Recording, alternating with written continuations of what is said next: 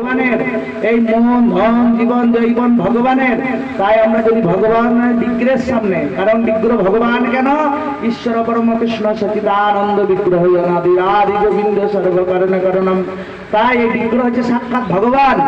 এই বিগ্রহের সামনে যদি আমরা হাত তুলে হরিনাম করি, গাল নাচিয়ে, তাহলে হাত পা দুলিয়ে, তাইলে আমাদের এই দেহ ভগবানকে অর্পণ করা হয়। তাহলে এই দেহ আর দেহ থাকে না, তখন ভগবানকে নৈবেদ্য প্রসাদ রূপে নিবেদন করা হয়।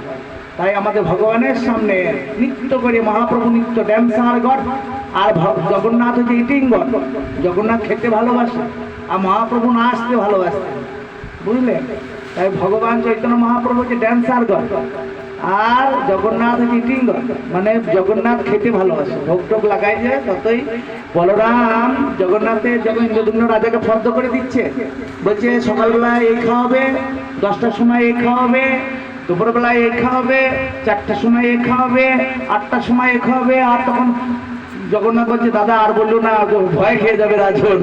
বলছে এই তুই চুপ, ভালো মন্দ খাবার বলতে হবে না। তার জন্য জগন্নাথ খেতে খুব পছন্দ করেন, বুঝলেন? তো এই জন্য এই আমাদের 56 ভোগের কথা আমরা কোনোদিন মন করা নয়, সব ভাগবতের উল্লেখ করা আছে। একদম ইন্দ্রদুম্ন রাজাকে 56 ভোগের কথা স্বয়ং নিতাই বলরাম তিনি বলে গিয়েছেন যে 56 ভোগের কথা। তাই যা যা রান্না বান্না হয় তা ভক্তরা মন করা বানায় না, সবই শাস্ত্র সম্মতই বানানো হয়। তাই আমরা ভগবানকে যদি কোনো বস্তু, আমাদের এই সংসার, এই ভগবানের রান্না, ভগবানের জন্য সেবা, ভগবানের জন্য রোজগার, এইটা হলে কলিযুগে তপস্যা। কলিযুগে শান্ত স্বভাবে আগেকার দিনে গাছতলায় বসে ঋষিরা তপস্যা করত, কিন্তু কলিযুগে তপস্যা বলা হয়েছে হাতে করো গৃহ কাজ, মুখে বলা হয়।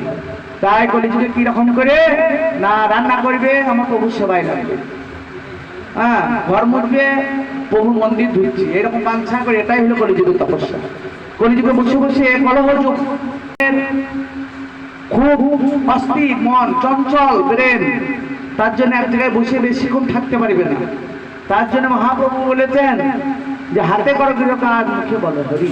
আমাদের হরি চিন্তা, হরি চেতনা, এর জন্য একটা অভ্যাস যোগ, অভ্যাস যোগের প্রয়োজন আছে। কি তাই অভ্যাস যোগের কথা বলা হয়েছে।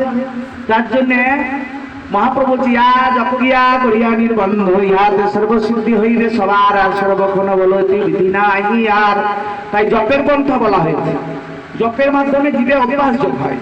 এমন সময় আসবে জপের মালার আর প্রয়োজন হবে না, তখন মুখ অটোমেটিক লড়বে হরে কৃষ্ণ হরে কৃষ্ণ। হজর লেগে যাবে যখন, তখন আমাদের এখনো যদি হজর লেগে যায় চৌকাটে, ও মারে বেরিয়ে যাবে, আমরা মায়ায় আসক্ত। তাই মা কথাটা আগে আসক্তির মাধ্যমে আসে। তা আমরা যখন কৃষ্ণ চেতনায় মগ্ন হয়ে যাব, তখন হে কৃষ্ণ, তখন আর মালা ঝোলার দরকার হবে না। কিন্তু এই যতক্ষণ এরকম চেতনা না আসছে ততক্ষণ কিন্তু মালা ঝোলা দরকার।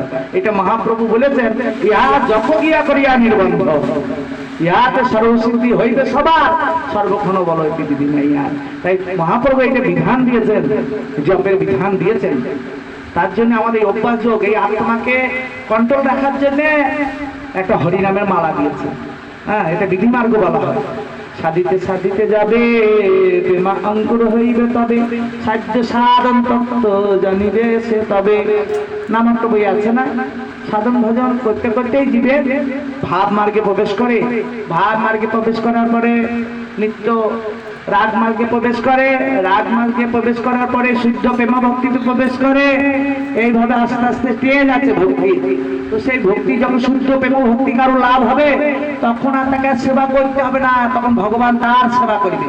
শাস্ত্রে প্রমাণ দিয়েছে, গোবিন্দ ঘোষ যখন বৃদ্ধ হয়ে গিয়েছিল অগ্রদ্বীপে, তখন ভগবান তার চরণ সেবা করে তাকে চরণামৃত দিয়েছিলেন মুখের মধ্যে, বুঝলেন? তার পিণ্ডদান আজও করেন অগ্রদ্বীপে। তাই আমরা যদি সেইভাবে আমাদের এই মনটা, এই দেহটা, এই জীবনটা এক জনম এক্সাম দিতে পারি, মানে 1 বছর ভালো করে পড়াশোনা করলে পরে ফাল্গুন মাসে পরীক্ষা হবে, আর সেই রেজাল্ট যদি ভালো হয়ে যায় পরে উঁচু ক্লাস উঠে যায়। সেই রকম আমাদের মানব জন্মে যদি একটা জনম কষ্ট করে মাংস পেঁয়াজ রসুন ভগবানের আইন মেনে জীবনযাপন করি, সেগুলো বাদ দিয়ে জীবনযাপন করি, তাহলে আমাদের এই জন্মে পরীক্ষার রেজাল্টটা ভালো হয়ে যাবে। আর পরীক্ষার রেজাল্ট ভালো হলে বৈকুণ্ঠে প্রাপ্তি হয়ে যাবে, আর জন্ম মৃত্যু চক্রে পড়তে হবে না। তার জন্য এক জন্ম হয়তো মাংস নাই বা খেলাম, কি হলো, বহু জন্মে তো খেয়েছি। তাহলে খেয়ে খেয়ে খেয়ে খেয়ে 84 লক্ষ জনই ভ্রমণ করার পরে মানুষের জন্মে এক জন্ম নাই বা খেলাম, তা কি হলো?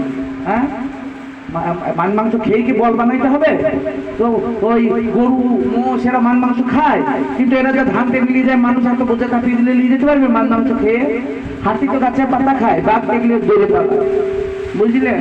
তাই জন্য মানুষের ভ্রান্তি ধারণা, গরুর পেচ্ছাপ পায়খানা দিলে পরে জমিতে জোড়া হয় বলে, মানুষের পেচ্ছাপ পায়খানা দিলে ঘর খুশে খুশে পড়ে যাবে।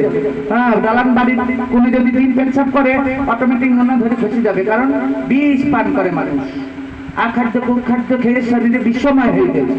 তার জন্য এদের পেচ্ছাপ পায়খানা কোনো জোরালো নয়, যেখানে পড়বে সেখানে পুড়ে যাবে। কিন্তু গরুর পেচ্ছাপ পায়খানা দেন জমিতে, ধান ভালো হবে, সবজি ভালো হবে, কারণ নিরামিষ ভুজি, এরা শাকাহারী। তার জন্য এদের সমস্ত কিছু মানে কি বলবো পাওয়ারফুল।